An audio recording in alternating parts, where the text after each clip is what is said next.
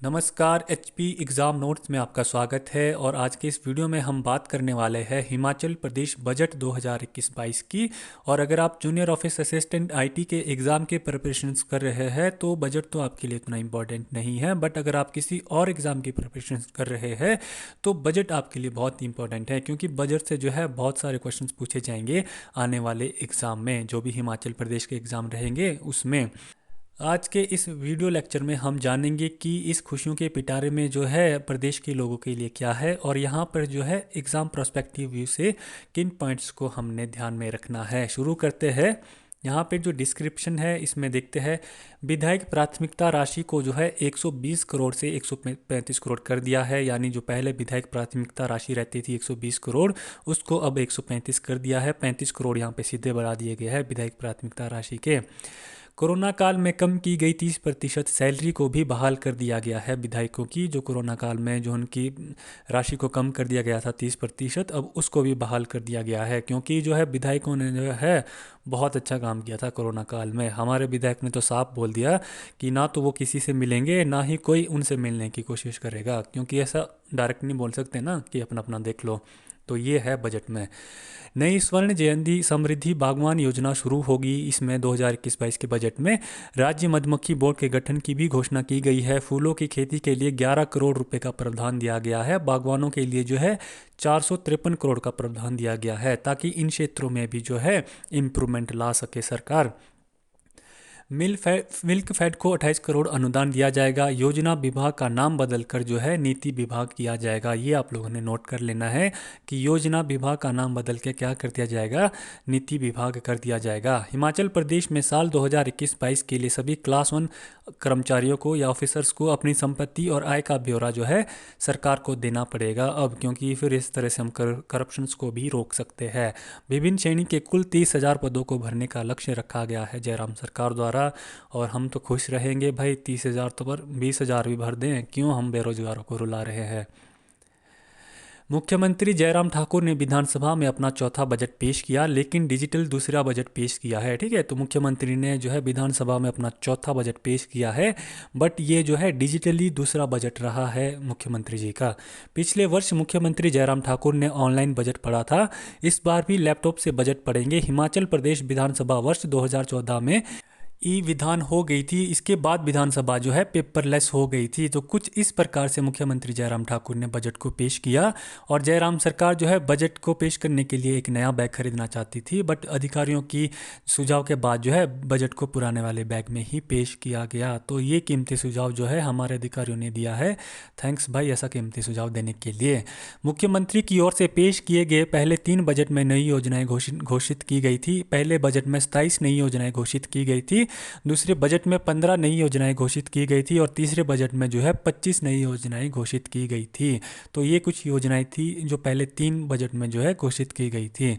जयराम ठाकुर ने 50,192 करोड़ रुपए के बजट पेश किया, जो कोरोना महामारी के बावजूद भी पिछले वर्ष के बजट से अधिक है। बजट में नए कर का प्रावधान नहीं है, मतलब जो भी कर की सीमाएं थी वो पहले वाली है।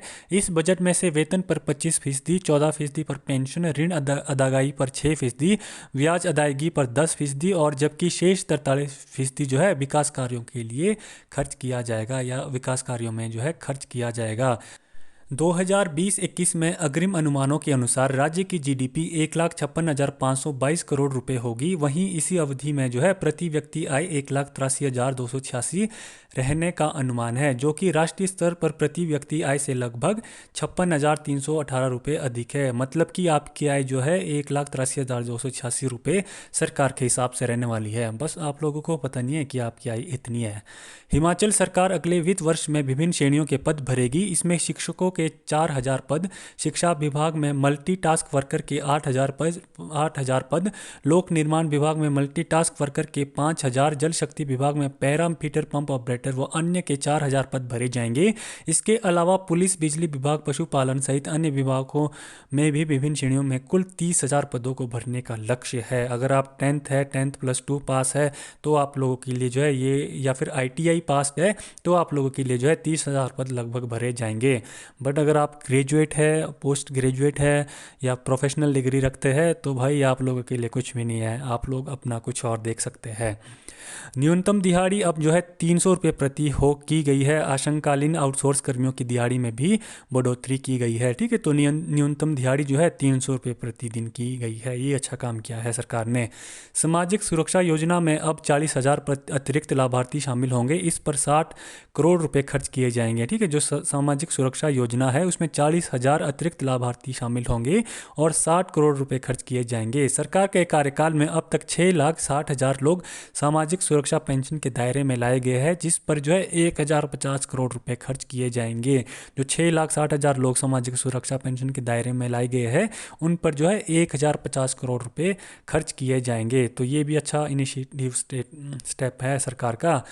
आईजीएमसी में पीईटी स्कैन की सुविधा करवाई जाएगी। Tanda medical college CT scan MRI मशीनें तथा हमीरपुर व नाहन मेडिकल कॉलेज में भी सीटी स्कैन मशीनें लगाई जाएगी। इसके लिए 70 करोड़ रुपए खर्च किए जाएंगे। ठीक है, तो इन हॉस्पिटल्स में या फिर कॉलेजेस में, जो पोस्ट कॉलेज है ये हमारे, तो यहाँ पर जो है जो इन मशीनों को प्रोवाइड किया जाएगा कॉलेजेस में, और 70 करोड़ रुपए खर्च किए जाएंगे इस पर।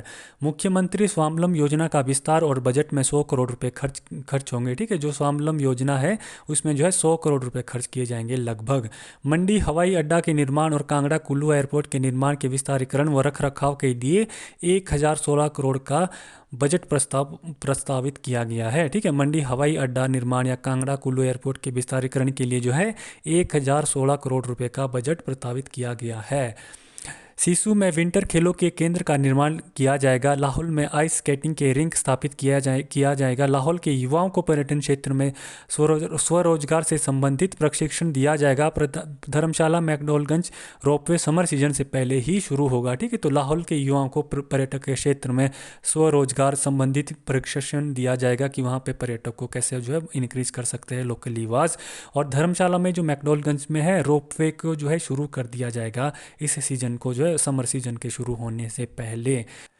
निजी पर्यटक बसों को पार्किंग बनाई जाएगी। 1,000 टूरिस्ट गाइड पर्वतारोहण संबंधी प्रशिक्षण दिया जाएगा। पर्यटन को विकसित करने के लिए मल्टीमीडिया पब्लिसिटी कैंपेन चलाया जाएगा देश भर में। ठीक है, कि हिमाचल प्रदेश में जो है पर्यटक को विकसित किया जा सके। औद्योगिक क्षेत्र के लिए बजट में क्या खास रहा है इस चीज़ को भी देख लेते हैं। ऊना जिला में स्थापित होगा वर्ल्ड ड्रग पार्क, जिसमें 1,405 एकड़ भूमि पर बनेगी परियोजना। इसमें 8,000 करोड़ रुपए का निवेश होगा और लगभग 15,000 लोगों को जो है इसमें रोजगार मिलने की संभावना है। प्रदेश में खिलौना निर्माण क्लस्टर बनेगा। इसमें भी जो है प्रदेश के युवाओं को जो है रोजगार मिलने की संभावना है। नालागढ़ में जो है 265 एकड़ भूमि पर 261 करोड़ रुपए की लागत से बनने वाले मेडिकल डिवाइसेस पार्क की स्थापना होगी।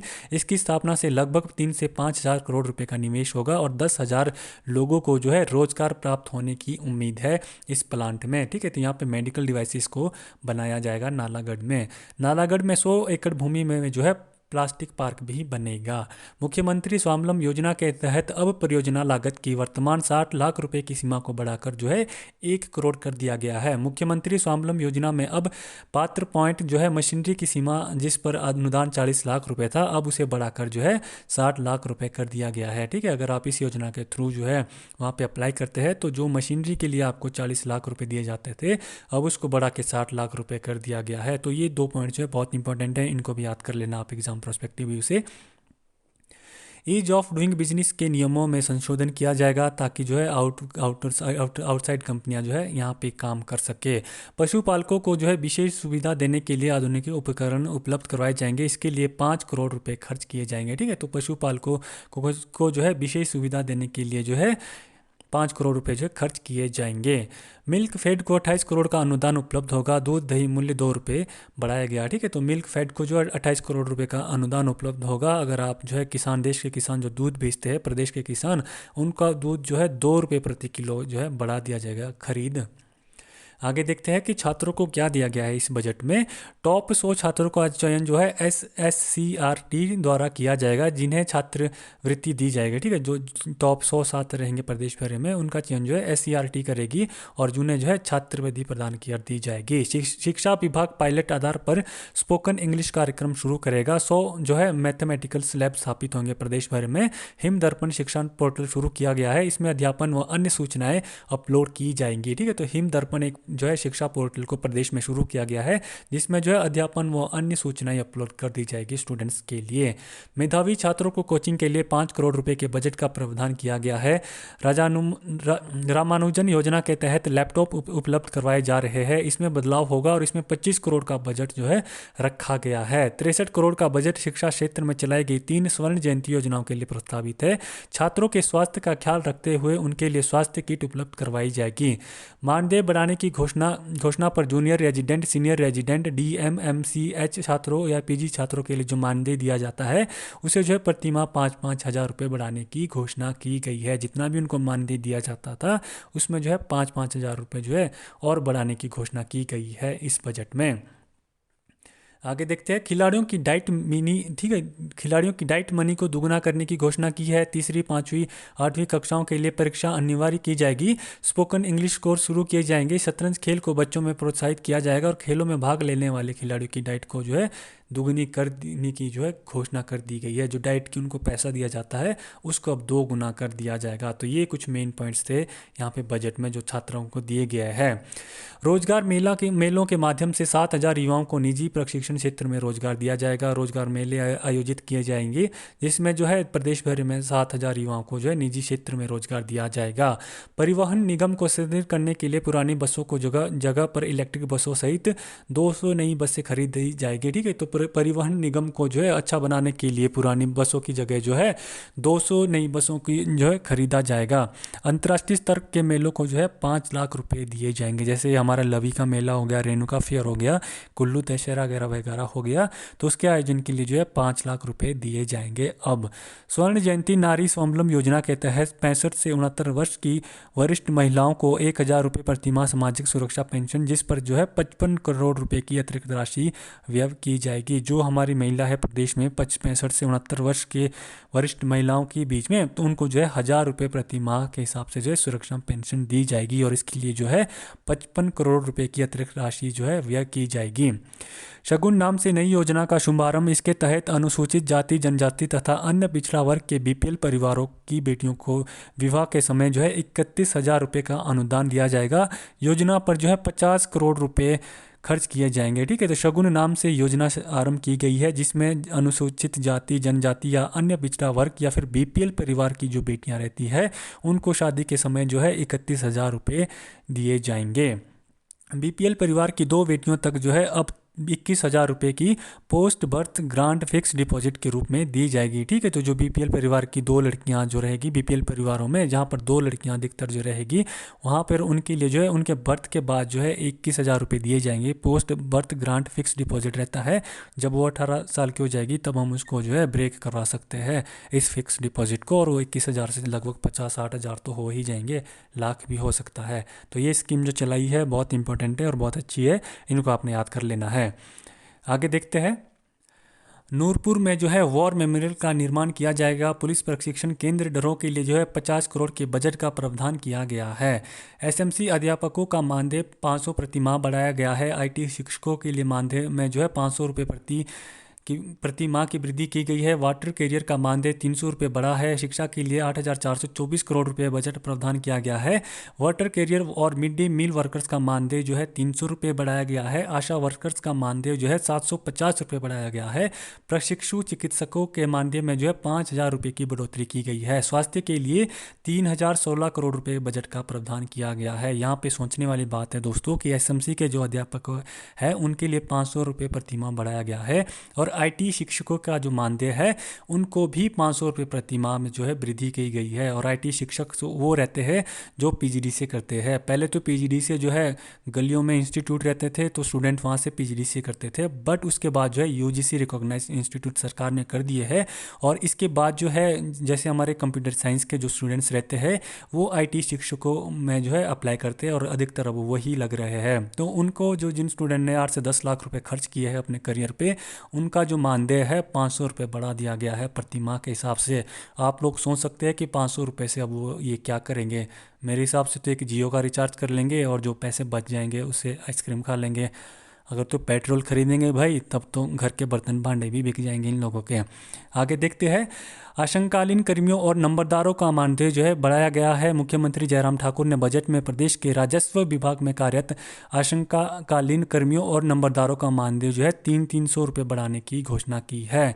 70 वर्ष से अधिक व बेसहारा आश्रम में रह रहे बच्चों के हिम केयर कार्ड्स का कोई पैसा नहीं लगेगा या कोई देना नहीं होगा। कक्षा 6 से 10वीं कक्षा तक के बच्चों की आंखों की जो है जांच मुफ्त चश्मों के लिए दृष्टि योजना शुरू की गई है। ठीक है, तो 70 से अधिक जो और बेसहारा आश्रम में रह रहे बच्चे जो रहते हैं उनको जो है हिम केयर कार्ड बनाने में कोई पैसा नहीं दिया जाएगा। और कक्षा 6 से 10वीं कक्षा तक के बच्चों की आंखों की जो है मुफ्त में जांच की जाएगी और उनको जो है मुफ्त में चश्मे दिए जाएंगे। दृष्टि योजना शुरू की गई है। तो ये तो बहुत अच्छा स्टेप है, इसको याद कर लेना और एग्ज़ाम पर्सपेक्टिव से भी ये काफ़ी इंपॉर्टेंट है। अगला आगे देखते हैं कि आगे जो है बजट में क्या है।